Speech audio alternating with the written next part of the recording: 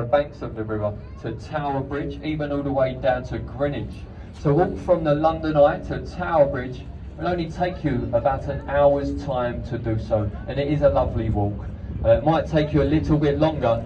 There are about 50 pubs or more along the way, so could take you a couple of weeks, but it is a well worth a trip. You can see the old bars, restaurants, street performers all alongside the south bank of our river.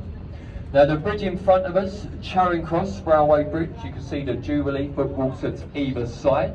As we pass beneath the bridges, we'll bib the horn. We ask that you get their attention on the bridge, we get a wave off of them.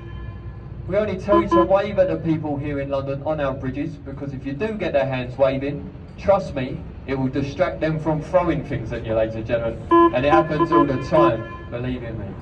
Only yesterday, someone was on this bridge and they threw a milkshake over a busy deck. Someone wasn't too happy. I found it funny, but it wasn't too funny. But as I say, you can tell a lot about the people here in London on our bridges. If they do wave back, this means they're on holiday. And if they do ignore you, it probably means they're from London. So don't take it personally.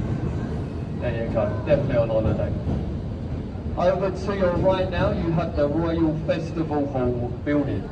The last remaining concert hall to stand from the festivals of Great Britain.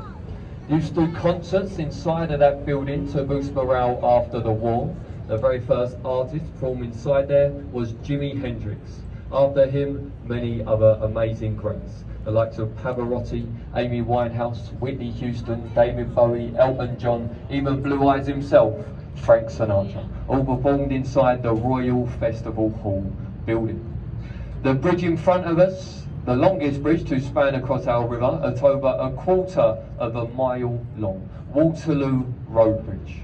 It does have the nickname here in London on our river, the Ladies' Bridge, because it was built in the Second World War by over 95% female labour workforce while the men was off fighting for king and country. And of course, as the ladies would choose to do, they chose the most expensive stone they could find to build this bridge. They chose a Portland stone, it's self-cleansing. The outer edge, rather clean, and then the dirty underneath. So when it does rain here in London, which I'm sure you'll all know, that hardly ever happens, but when it does, the outside of this bridge, it will get a thorough wash.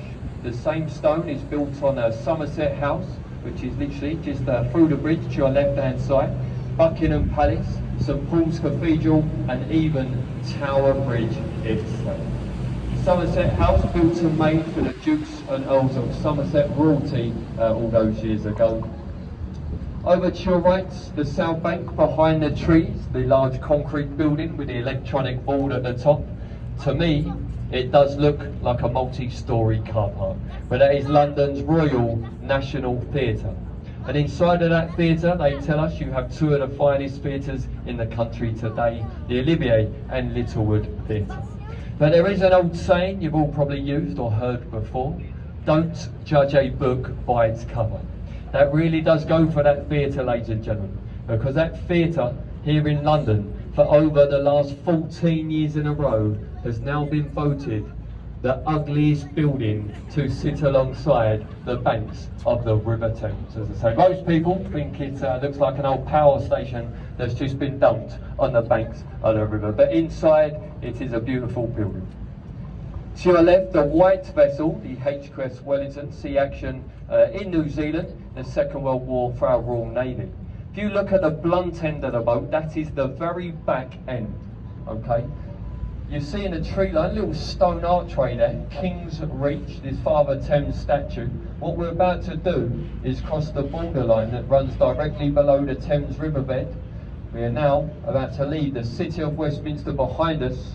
We're now going to enter the City of London. Two cities within a city split up by the boundary mark at Temple Arch and Gateway over there to your left hand side.